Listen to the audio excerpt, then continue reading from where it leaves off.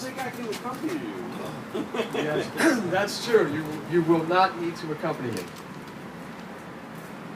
I'm going to try to tell a few jokes, folks. I don't sing. Does that? If you're disappointed, Neither do I. I get it. It's all right. Welcome to the last outdoor Bank Square open mic for 2016. Lovely. You never know. You never know. Technically, I don't think we had our Indian summer yet, so we might come back. It's nice to see everybody. Reptar, you know, they say never follow dogs or kids, and I just followed a dog. So He's not a dog, he's a person. he's a person, non-human companion. I lived in San Francisco for years, and they actually have a law in the books that pets are not referred to as pets; they're referred to as non-human companions. I'll take that. Sometimes I feel like a non-human companion to my companion, but anyway. So there's a couple of axioms in show business. One is never follow dogs or kids. I'll follow you, Reptar. And the other one is if you feel like you're a little nervous in front of the crowd. I'm trying to find our common ground and get to that comfort zone with everybody here. But if it starts to go south, I'm going to have to rely on that other showbiz axiom, which is to picture everybody naked.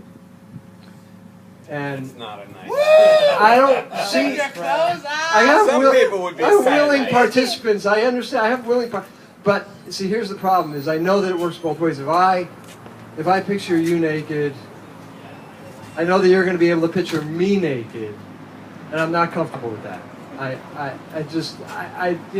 Listen, I'm sorry. I'm an Episcopalian from Connecticut. We have That's this. white milk toast. Oh my God, Tommy, I have no idea. We have this crippling form of modesty. It's just, my modesty is like, hi. Welcome. Good night. Thanks for coming. My modesty is legion. I don't even want to take off my hat at the moment. I'm just like, to be honest with you, this is where I'm sort of, in terms of personal modesty. I see a woman in a burqa, and I'm thinking, yeah, that's just about right, actually. That's about as much as which By the way, I think maybe that if we universally adopted that, I'd be totally comfortable. It's anyway. So. I can tell you, okay, there was an exception to that rule. Years ago, I actually felt I was sort of, I got catcalled in my underwear once, and that was sort of an ego boost. I actually was lying on an examination table in my underwear, ready for my physical exam, and the female doctor came in. I promise you, from her lips. She looked at my underwear and she said, "Ooh la la, Bloomingdale's." I got ooh la la for Bloomingdale's underwear, which was if you're a male and you look like me, to get ooh la la, okay, whatever. That'll sort of make your week. I was walking on water for a while, based on that. I dined on that for a while. I do, but she was right. I could wear a nice pair of underwear. I had my designer Bloomingdale's underwear at the time. I've always felt like I like to I'm sort of underwear proud. I kind of, I've sort of broken through to the new frontier of fashionable underwear. I'm now into vintage underwear. Actually, it's the latest thing in retro wear. I unearthed about 6 pairs of underwear that I've had since 1996. Way back in the back of the underwear drawer. They're back in the rotation. They're like retro. They're on that cutting edge of retro cool. This is great. Every time I put them on, I feel like it's a 90s theme party going on. It's great. It's I'm telling you, I put them on, I feel like I got Jerry Seinfeld partying in my pants every time I do it. Tipper Gore. Partying in my pants in the 90s. Yeah. How many people know Tipper Gore? Tipper Gore? And you know, it's like the thing is, I have a lot of history in the '90s. The other day, I lived a lot of decades in the '90s. Some of us have, some of us have not. I lived quite a few decades in the '90s. I got a lot of history back there. It's fun to say because, like, you know, I could say all these, like, you know, significant, you know, milestones in my life, and I could, you know, relate them to the, you know, and I could say I feel like a time traveler because I was married in the last century, which is really kind of a fun thing. I was married in 1990. That was, oh, by the way, 1990. You know, just frame of pop culture reference. That was prime Hammer time, by the way. If you were there for that, remember Hammer time? Yeah, it's actually, you know, to tell you the truth, I don't know, because MC Hammer came out in 1990, around that era, and he said, "It's Hammer time," and it was Hammer time, and. Here's the thing, you know, here's the footnote on that. He never came back and said Hammer time is now. Oh, I think we're still supposed to be dancing, actually, to be honest with you. I think it's still on the books technically. Never was really called off. Makes sense. Makes perfect sense. Absolutely. I mean, I'm waiting for a memo. I haven't seen anything. He hasn't tweeted. So beyond that, another little update from the world of pop music of days gone by. The Weather Girls, and we remember the 2 Tons of Fun, the disco divas from the early 1980s, the Weather Girls. So a sad update from spokeswoman Martha Wash of the Weather Girls. It's no longer raining men, unfortunately. Oh no, there's your climate change right there. By the way, that's for all you deniers. You thought you wanted to be a climate denier. Okay, all right. There's a man drought. They used to be falling from the sky. I knew heterosexual friends of mine that changed their sexual orientation just to get in on the rush. They were into it. But I forgot his name already. Senior Momo. What's his name? Reptar. Reptar. Reptar. Rep. Yep. So beyond that, so it's no longer raining men. We're losing the people. I promise you, it's not my material. It's the cold, right? It's cold, right? Just cold.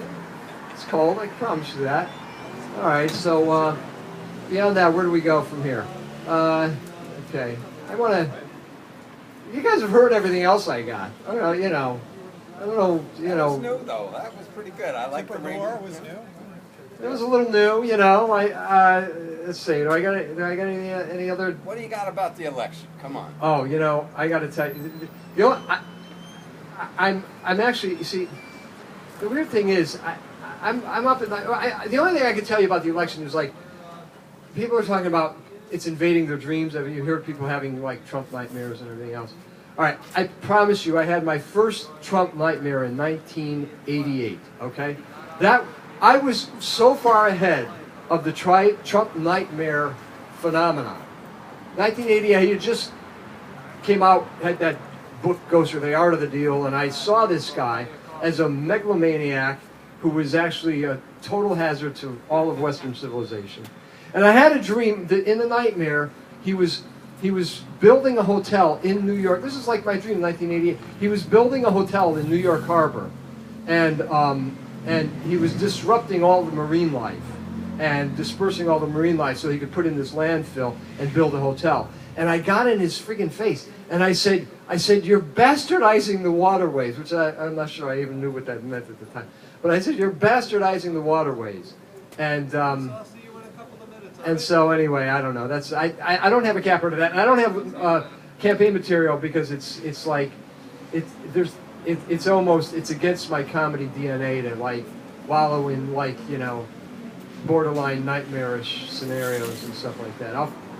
The benefit of time will allow me to write jokes after next Tuesday, and a little distance will, and we'll try, So, Tom, I really, thank you very much. I think that I can go over stuff that you guys have been lovely to listen to over and over Sure, again. there's some people here that haven't heard your stuff. Go for it. There's no one else on the list there, Pete, so. Reptar, check it out, man.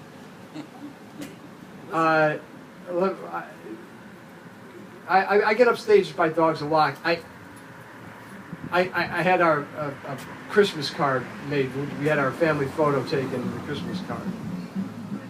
And I thought I was going to be the funniest guy on the Christmas card because I wore like a Santa wig or whatever. And, you know, it turns out we got the proofs back and my dog was licking himself in the photo by the time we had the proofs done. So, yet again, I was upstaged by a dog. And did some good music. Anybody do some real rock and roll here tonight, or was it all acoustic-y stuff?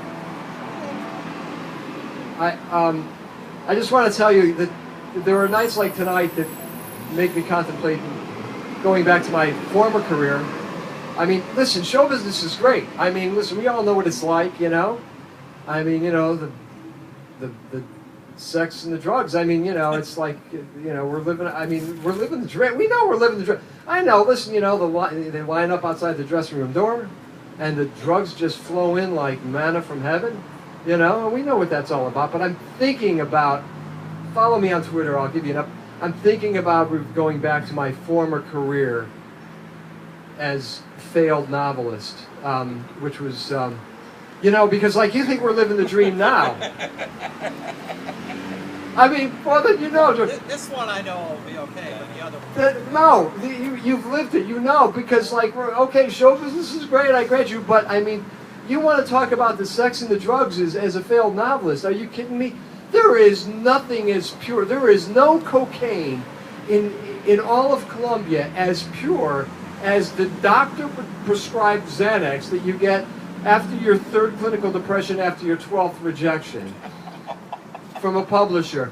There is like, you are, talk about, man, I tell you, and talk about the sex. Oh my God, are you kidding me? Sure, they're lining up at the dressing room door now, but as a failed novelist, are you kidding me? Intermittent sex with your wife?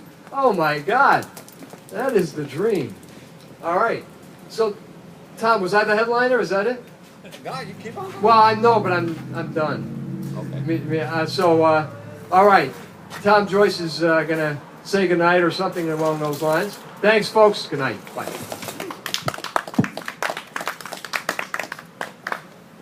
Pete Smith, everybody.